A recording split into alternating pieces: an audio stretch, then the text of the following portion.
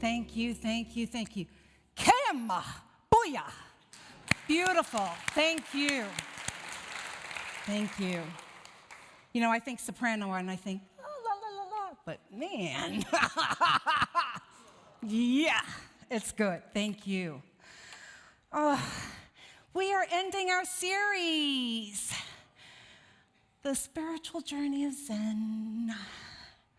Well, let's do a recap. Last week, what did we learn? We were on the yellow brick road of Zen, right? And we discovered that the scarecrow, the tin man, the cowardly lion, what do we know? That they were friends on the journey that resonated with Dorothy, right? What did it remind you of? That we're never alone on our own journey, right? That through the law of attraction, we're attracting those people to us that resonate with us, that are there to support us. Well, what about that wicked witch? Well, you know, we learned that there are also people who do not resonate with us that come on the spiritual journey. Why are they there? Challenges, good. And what do those challenges turn into? Opportunities. Oh, you could just come on up here, James. Yes. Yes, those people that sometimes we want to say, well, you know, you are nothing but a witch. But we can now look at that in a whole new paradigm, can we not? What's the gift that I'm going to get from this interaction? What am I going to learn about myself that is going to be so powerful, that's going to be life-changing? That's a whole new way of looking at things, isn't it? We also realize that we don't have to carry around the burdens of choices that we make. As long as we are on the spiritual journey, what do we know?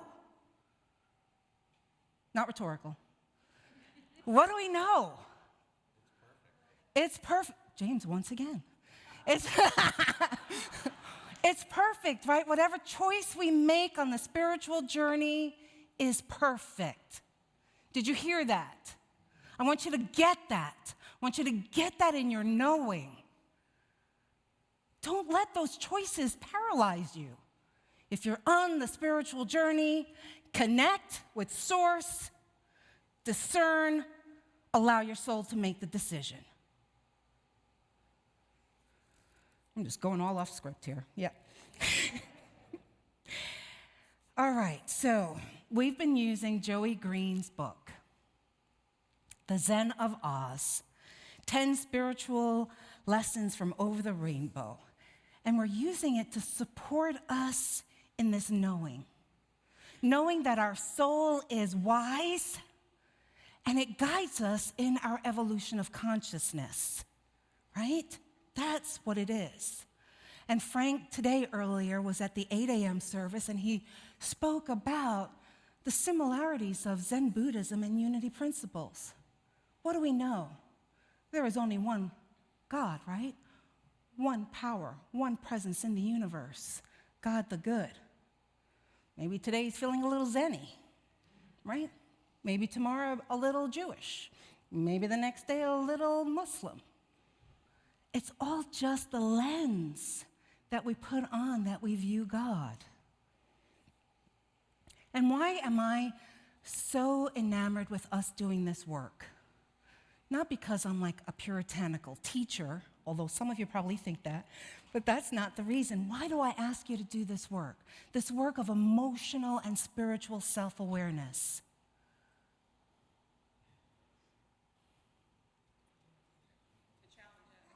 To challenge us. Beautiful. What else? Growth. Good. What else? Oh, because you asked. Okay. I want you to have amazing lives. I want you to be embodiment of the Christ in your life and with everyone you touch. Amen. That's it. Thank you. Thank you. That's why I ask you to do this work. So my question to you is, are you ready to break free?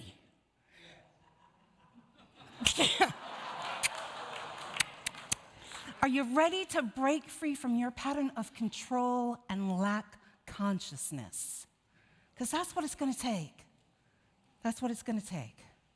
And the first step in releasing those old patterns is to truly understand this concept. Your true self, your spiritual essence, your inner spark, your intrinsic nature does not fear any challenge. Did you hear that? It does not fear any challenge. It is completely fearless. It is neither inferior nor superior to anyone.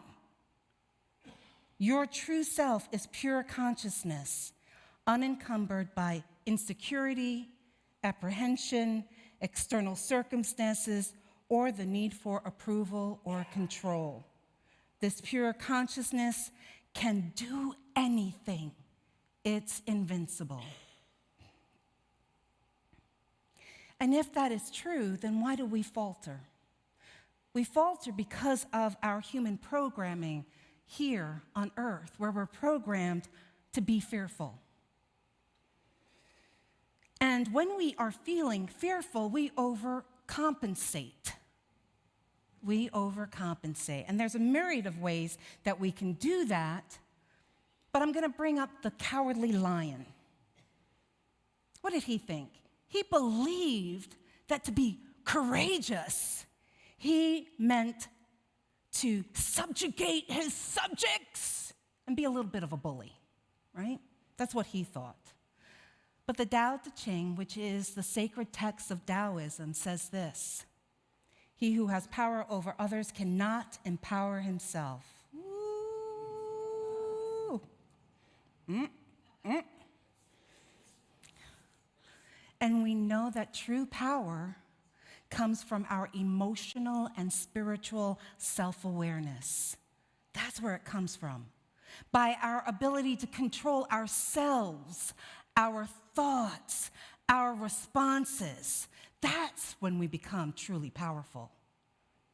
And when I use the words control and power, I'm using it in this context. I'm talking about from the viewpoint of one's soul's essence, which is pure energy, light, love, oneness. Control and power through the lens of the soul is realizing fear is an illusion. Fear is an illusion. And that we don't need to bully or control anyone else. As we honor our oneness, we know that as we, the individual, thrives, right? Our soul calls us to support other people in thriving. We often speak of ourselves as energetic beings, yet in our human fears, what do? We consume, we hoard, we believe that there isn't enough for everyone. But if we're energy beings, energy is not static. Energy has to move. Energy has to move.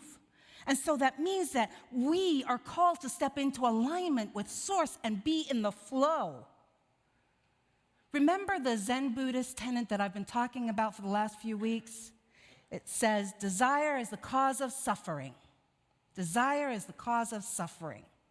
And the way to end suffering is to desire nothing. To desire nothing. And one of the fastest ways to kind of shift our focus from our desires is to go into a place of helping others. And Green reminds us of this when he writes this: when you give from your heart sympathetically, unconditionally, constantly, and without expecting anything in return, you receive happiness in abundance. Love is a life force that must continue circulating. To keep that energy coming to you, you must keep love in perpetual motion. Love in perpetual motion. What would it look like in your life if you kept love in perpetual motion? Maybe you could share your heart with others without expecting something in return, without expecting love in return. Maybe you can value each other and see the divinity of each other. Maybe you can see God in skin at each person that you connect with. Do you feel the difference in those kind of interactions and connections? That's radical. And on our journey to be spiritually awakened, we try to use our human, limited understanding to drive us in spiritual ways. And then, when we're frustrated, we wonder why. And one of the things that I've learned over and over and over again is to surrender to the universe. To surrender to the universe. And one of the key elements of surrendering to the universe means letting go of outcomes. Did you hear me? Letting go of outcomes. And I got to tell you, this has been another lesson for me again, right? I've had to learn this so many times, and you would think, got it. No. I can get it now on another level until the next time, right? And I had to look at my personal drive for this community, my personal drive that you are a successful community. And I have to tell you that I was really attached to the outcomes. Here's a list of my outcomes. We're a financially thriving community. The sanctuary is overflowing in capacity with passionate light workers. There are acts of sacred activism just being pushed out in Austin. Everyone is kind and supportive of each other and even me. Lots of events and volunteers, all of us working together for the highest good of Unity Church of the Hills. All staff happy, fulfilled, and innovative. Miracles of wholeness, health, and abundance are occurring every day. So imagine my dismay and some fear when these things weren't happening, first of all, on my timeline, right? And then this pesky pandemic that just keeps going on and on and on. I felt like, wow, I'm in the wilderness. Maybe I'm even failing. And, it forced me to look at my own emotional and spiritual self-awareness. That's what we do. You see, because in my human understanding, those outcomes, those desires meant that we are a successful community. So if I'm not seeing that, what's my interpretation? Not sexual, right? Yeah. And then I realized that there was something that was underlying that belief. And I realized that I'd forgotten. You see, I started to look outside of myself for validation and for love. I forgot. I forgot that God has this. I forgot that God has me. I forgot that God has you. And mine is simply to do and be what I am called to do and be, which is love. Again, I remind us of that Zen Buddhism tenet. What's the cause of suffering? Desire. How do we end suffering?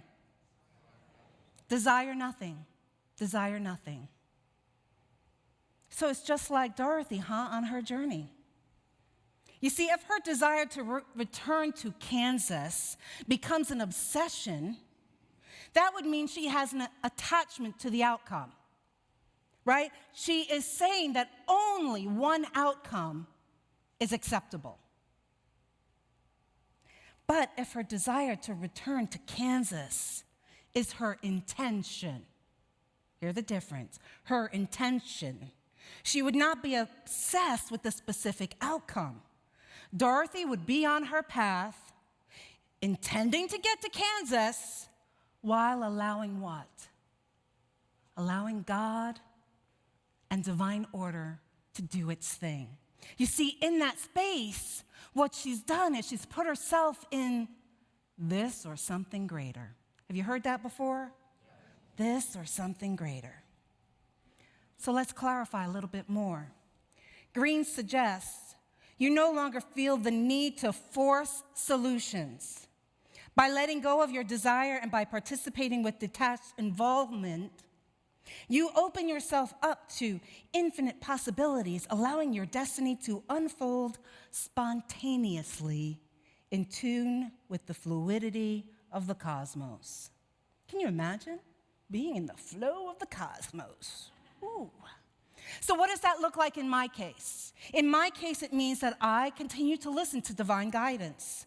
I utilize best practices that I know for operations for this community, while holding the intention of embodying the Christ in my thoughts and in my actions.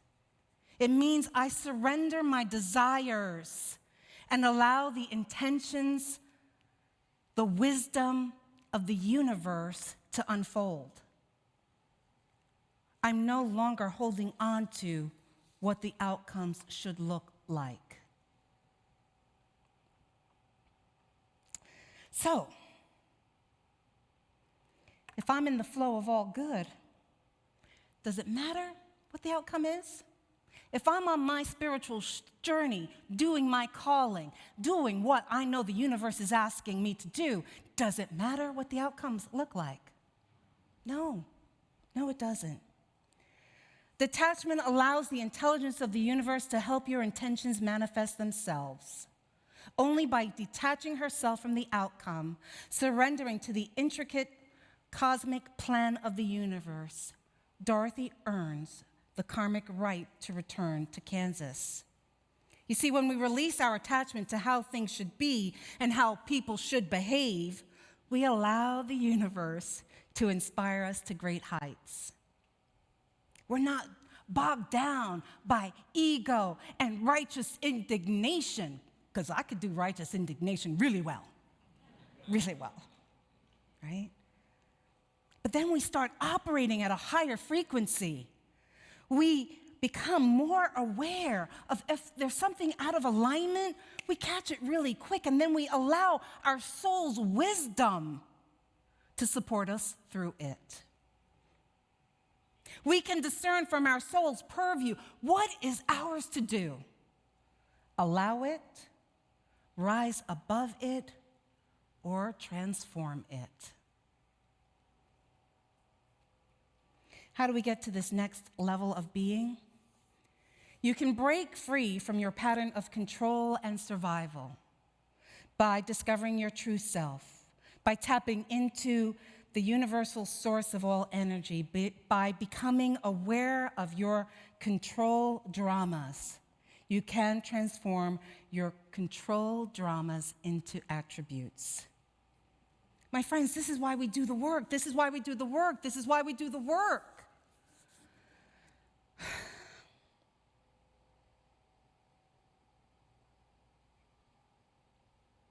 You see, when we put faith in our soul and trust in our higher self, that's awakening to being Zen. That means that we're not looking outside of ourselves for someone else to save us, like Dorothy did with the Wizard of Oz, right? The Wizard of Oz. If I get to the Wizard of Oz, he'll save me. He'll send me back home to Kansas.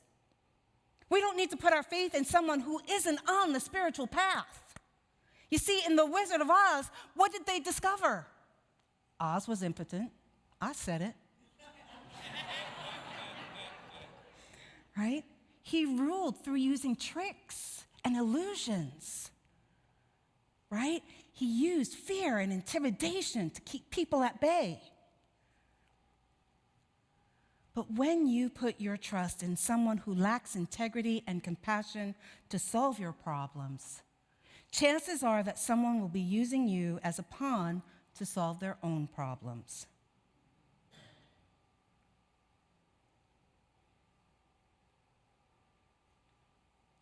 We must put faith.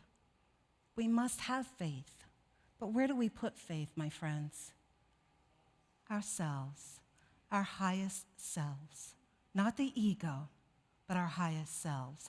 Now, there's nothing wrong with the ego. The ego is necessary for us to function in society.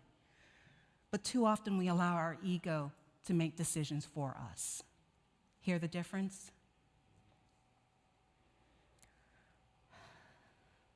And that's the ultimate lesson in this whole journey on the Wizard of Oz. That we can each return home to our divine self, to our highest self. And this lesson can't be taught. You can't read it in a book and get it. It's got to be experienced. And that's why the universe gives you so many gifts of challenges on your spiritual journey, right? I love this saying from the Tao Te Ching. Be content with what you have. Rejoice in the ways things are. When you realize there is nothing lacking, the whole world belongs to you. Can you imagine? The whole world belongs to you. The whole world belongs to you. You woke up this morning and God breathed you. And before your mind engaged, your soul was filled with joy at the possibilities of experiences today. This is the day that the Lord has made. Let us rejoice and be glad. Yeah. So in conclusion, I want to leave you with this note. I think this book was just really a beautiful, sweet moment for us to do some work together.